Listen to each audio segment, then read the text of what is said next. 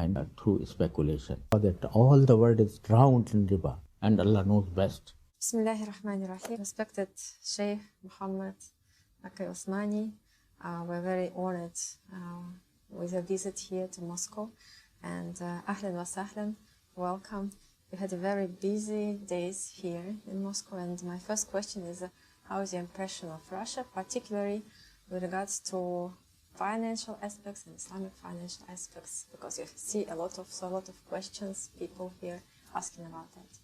Bismillahir Rahmanir Rahim. Alhamdulillahi Rabbil Alameen. Wa salatu wa salamu ala Rasulihil Kareem wa ala alihi wa ashabihi ajma'in. Amma ba'd. In fact, I was very much impressed by this visit to Russia. This was not my first visit to this beautiful country, but I have been here some 12 years ago also. And during this period, I found that Russia and Moscow particularly has developed more than it was when I visited first. So, and also it was very encouraging that the people, I found the people very gentle and also very kind to me, and I enjoyed the hospitality that should be between brothers, alhamdulillah. And also it was very useful because, alhamdulillah, we had certain opportunities to discuss the problems or issues facing Russia, and also we come closer to understand each other, and particularly in the field of Islamic finance, it was very great opportunity for me to introduce Islamic finance and the philosophy underlying it.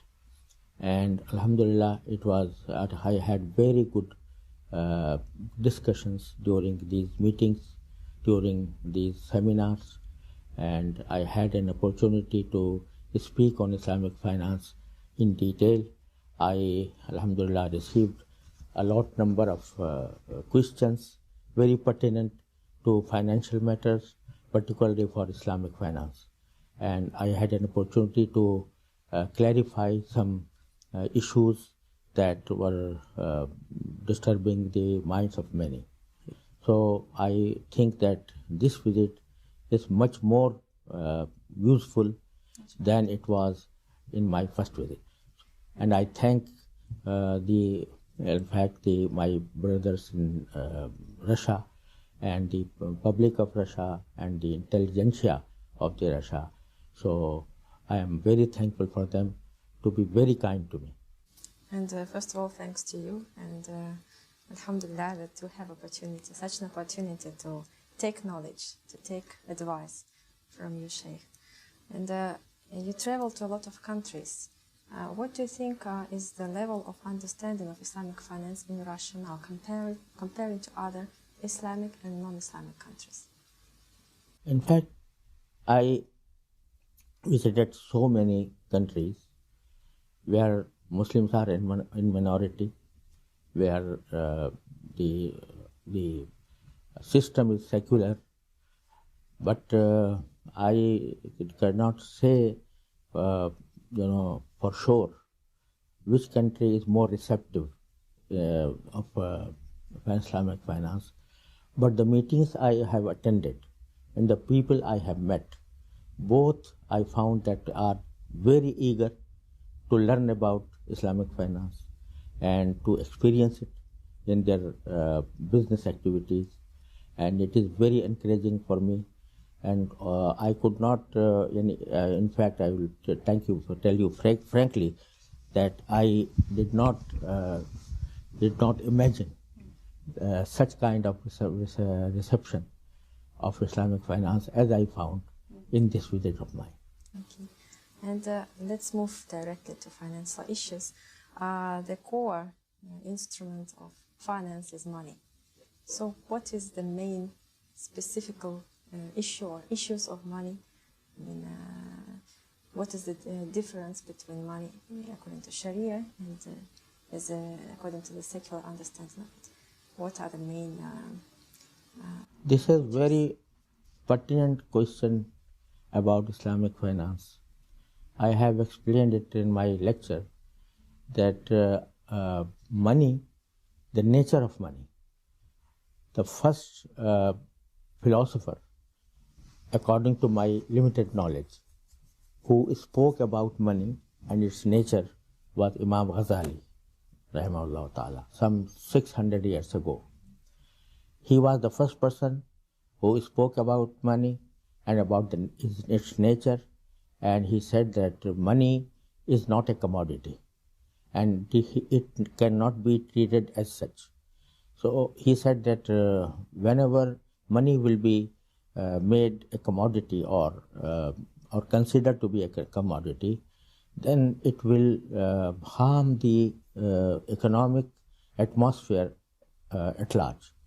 And therefore, after Imam Ghazali, there were many philosophers who also said that it's a medium of exchange. So the first person who said, according to my limited knowledge, who said that it is a medium of exchange is Imam Ghazali. But thereafter there came many philosophers who admitted that it is a medium of exchange. But unfortunately, they could not go further to reach the logical consequence or logical result of this principle that it is a medium of exchange, because many people wanted to take money as a thing which can be traded in. And for that purpose, the main obstacle was that in all religions, including Judaism, Christianity, Islam, in every religion, the riba, that is interest, was prohibited.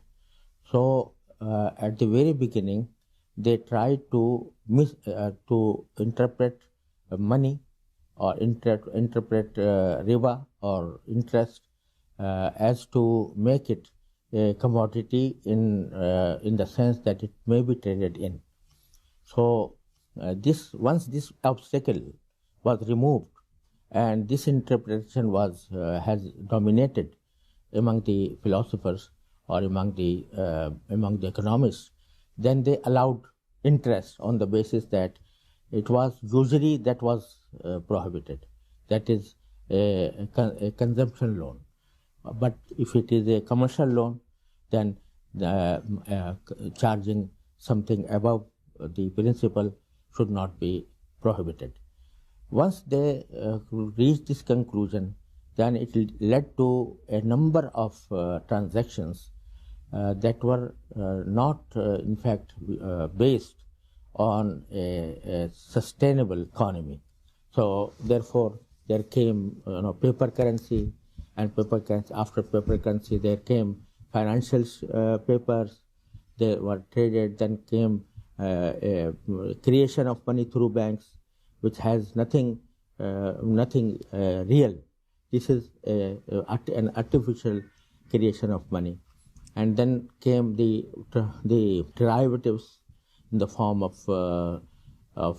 futures and in the form of options and swaps. These derivatives grew more and more to make the economy a bubble, rather I will say as a balloon, which could be burst anytime.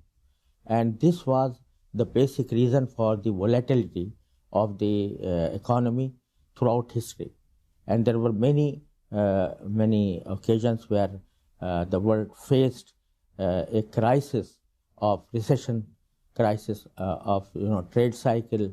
So, and lastly in 2008, it was the biggest crisis that was faced by the world. At that point of time, they admitted that our basic system of economy is faulty and it should be reformed. But again, the people who benefited from this kind of economy, they would not be ready to accept that we should make revolutionary changes in our economic system. So therefore, we are proceeding in the same direction as they wanted. I understand that derivatives, as they are prohibited by Islam because it's just a bubble. But what about fiat money? What is the attitude of the Sharia? About what? Fiat money, the paper money which are backed by the government. Does it conform to the Sharia perception of money, or every single currency should be backed by gold or some goods or some other assets? Actual position is that money, or even if it is a paper money, should have been backed by some commodity, like gold, silver, etc. But the problem of earning money without a real money, that led to accept this paper money. So the paper money at the outset was fully backed by gold or silver. Before that, yeah. Before early years, but unfortunately there came a fractional reserve system through which the amount of gold and silver behind the paper money reduced, and at last moment all the countries said that we don't have anything except dollars. But USA announced for the whole world that I have dollars, and these dollars are backed by gold, and therefore any time you can come to me and get gold from us by showing this dollar. In 1970, there was the first time in which USA backed out and said that I'm not able to give to you any gold or silver. So now we are left with some papers only. There is nothing behind it. The same can be said about cryptocurrency, because they're not backed by any goods. And as you mentioned during one of the lectures, that you are not ready to give any fatwas or decision about that. But can we conclude that cryptocurrency have the same drawback as the fiat money? This is one thing. And the other thing, as you mentioned, there is pure speculation as far as I understand. No, there is some basic differences between paper money and cryptocurrency. The basic difference is that even though the paper money has no backing at the moment, but still they are backed by a basket of goods and services. If go to any country, these notes or currency notes, they are backed by index of goods and services.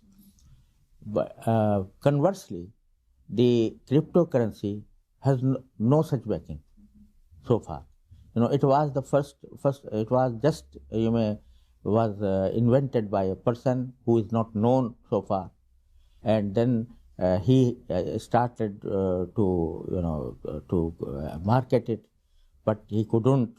The first transaction that he undertook was to buy a pizza through this type of currency.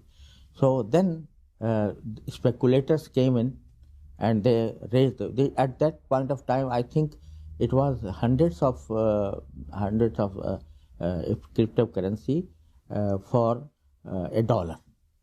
Now came the speculators, and now it raised the price of these Bitcoin large amount, and so it goes up, goes down through speculation.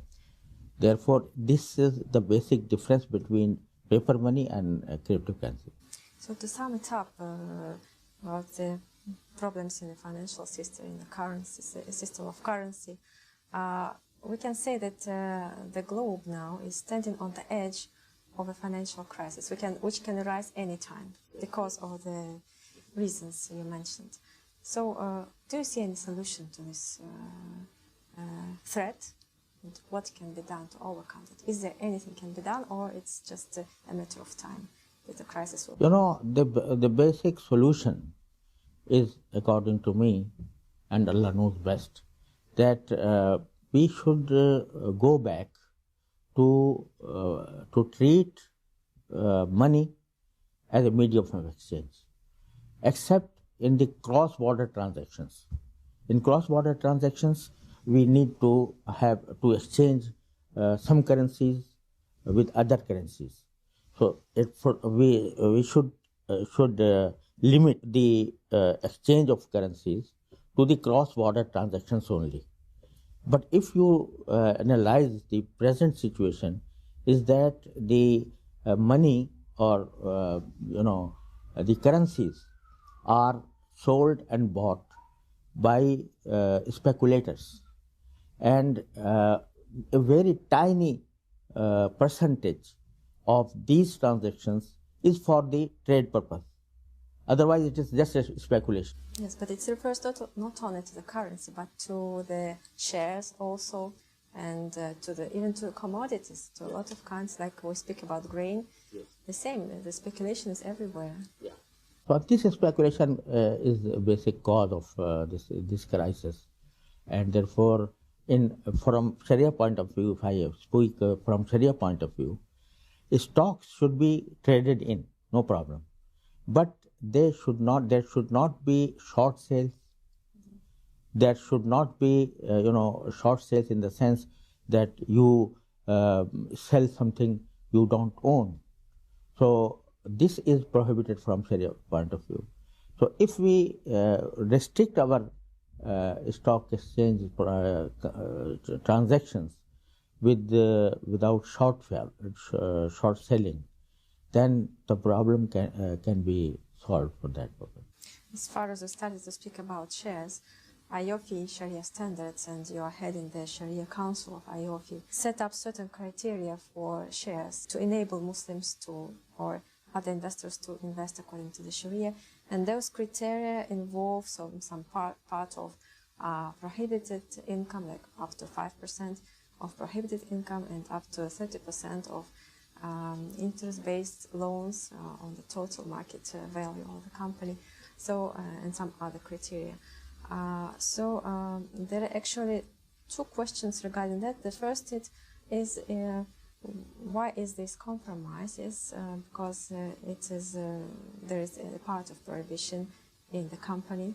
It exists. And the second one, if we speak about Russia, and if we screen the companies which are at the stock exchange, we cannot find even companies which comply to those criteria, because the amount of debt of these companies is huge, much more,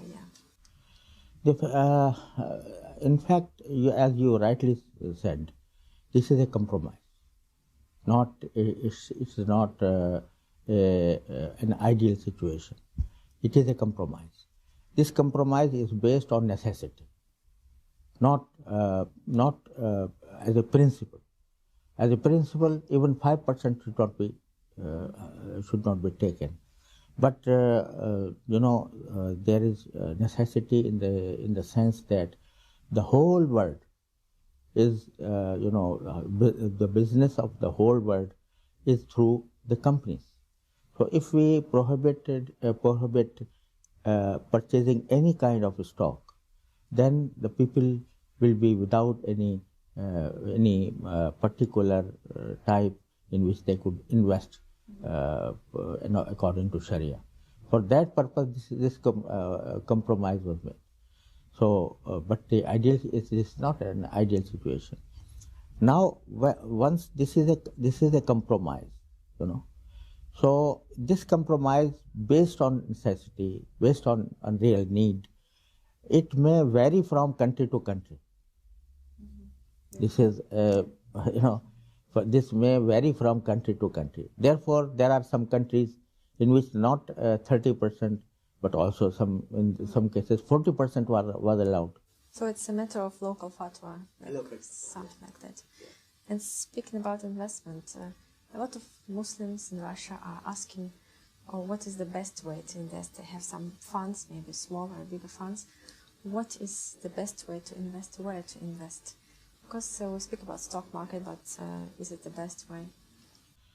I'm not fully aware of the tools or the channels in which the money could be invested. But I feel that if there are some funds, there are some investment companies. I heard about some companies that have been established in Russia, Islamic investment companies. Today I think we met some people from Kazan who have such kind of companies. Yeah, in also Dagestan, investment companies should be used for investment. And if the stocks are analyzed, there was a time when even US, you or any other country, you could hardly find a company in which a halal investment may be done. Those criteria. Yeah. So, but we started Dow Jones Islamic Index, then the number of companies, increased, and many companies, made themselves to comply with these one and gradually the number of index was raised. So similarly, I think if one analyzes the stocks of Russia in Russia, then it may be that this index again an index could be created in which the Muslim could invest. Okay. And there is such an activity as purchasing of debts, especially when we speak about bankrupt companies. What does the Sharia say about it? There is usually an auction, yes, going on, and people raise their hands for what price they're going to buy the debts of the company. So debts, yes. The company is bankrupt. Company is bankrupt, yeah. But still the bankrupt company has some assets, yes, and those assets and the assets of the company and the debts of the company are being brought on the auction. So, and is it allowed to go and take it cheaper than on the market? They usually, so all the assets of the company are sold out cheaper than the market price. The matter depends on the liquidator. Mm-hmm. The liquidator should be very fair to the company and to the purchasers. The problem is it's not in practice. It is not always so. The liquidators not usually follow the market price. No, market price. In fact, market price, as you know, does not reflect the real value of the company, real value of the assets. So therefore, market value by and large is an artificial value because of speculations, because of certain factors that make it very artificial. But the real value, you may say it, not book value, but historical value, but the value of the real assets. So a liquidator, when he puts the company for auction, it should have in its mind the real value of the assets the company has. So it may be less than the market price, but it will reflect the real price of the assets owned by the company. So far as debts are concerned, the debts cannot be traded, according to Sharia, except to a par value. But in case the debts, there are real assets and debts both, then there is a principle in Sharia that they are not really the object of purchasing, but they are what we call it, tabe to the real assets. Tabe means they are relevant or going on, like related to. Related to the. If I want to buy debt, so that this is not allowed.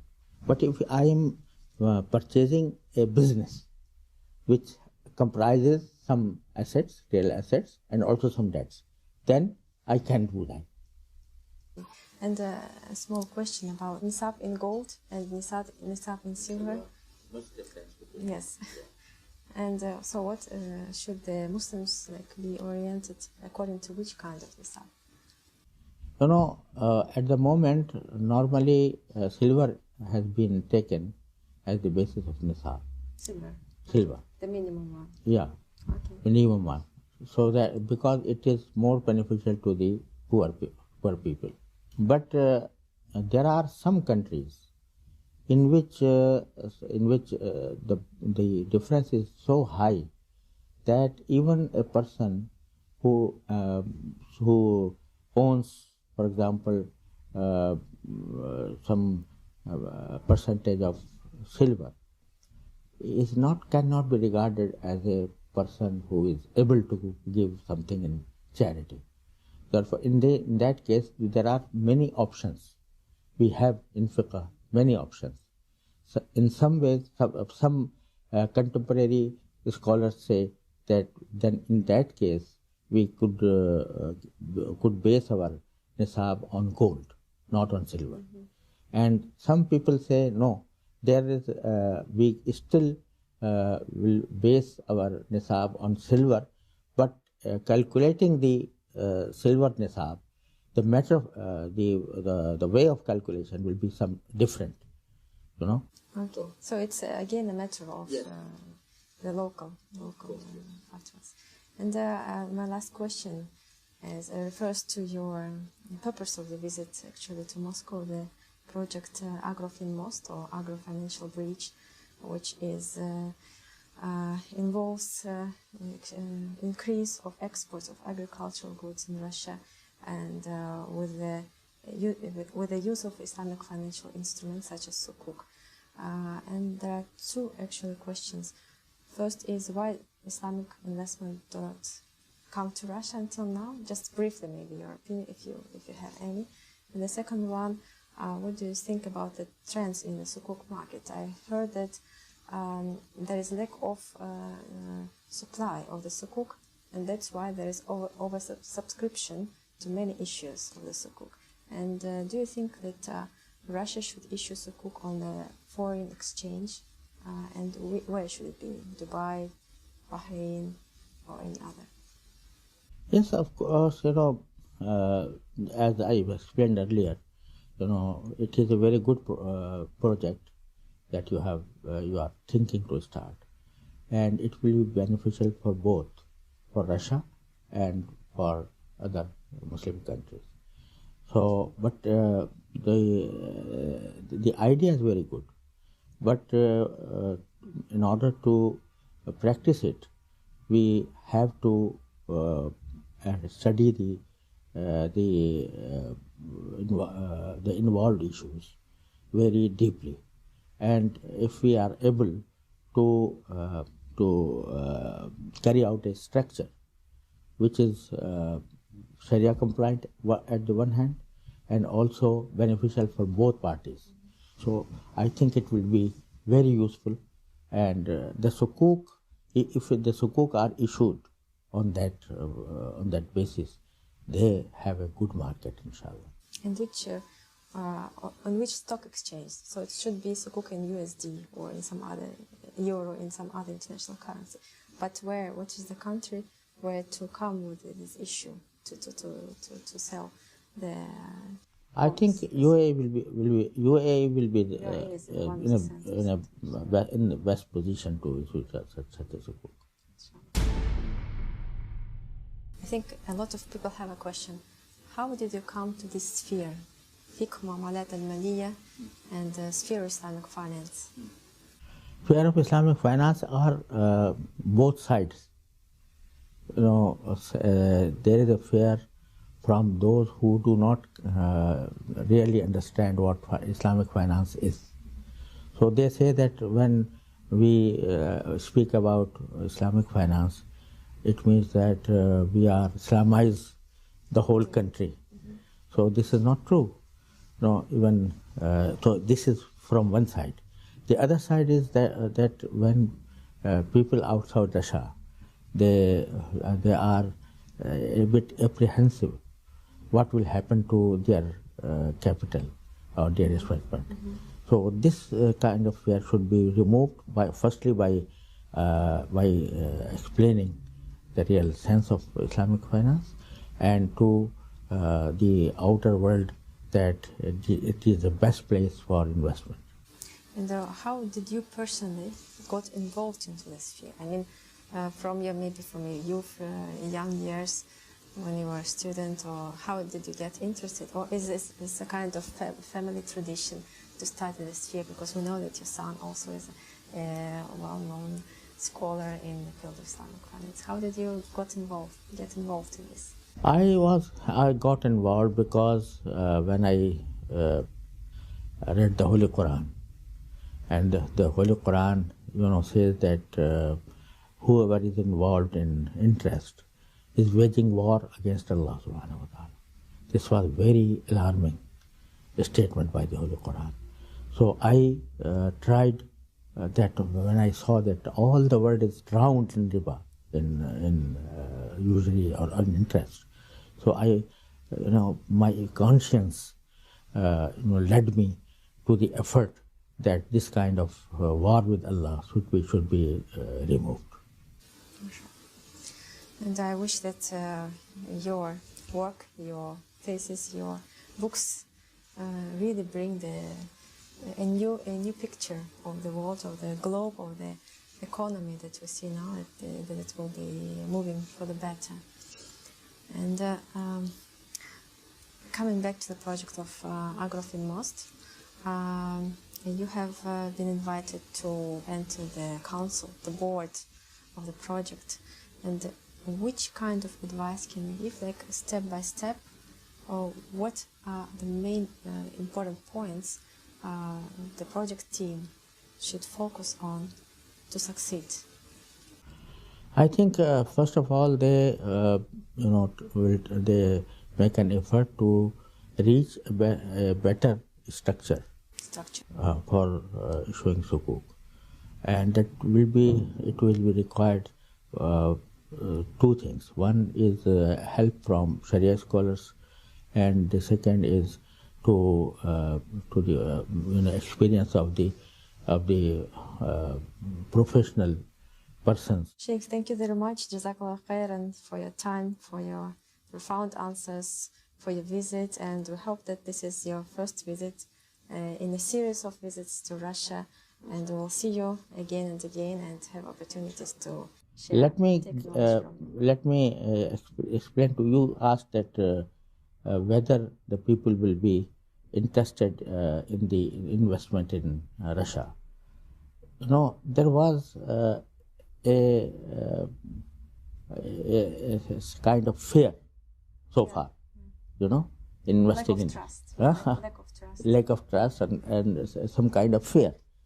But you are in Russia's present open policy that will remove this fear, inshallah. So as far as you go on that line, to be open for all the world, for the whole world. So I think this obstacle may be removed, inshallah. Inshallah. Thank you.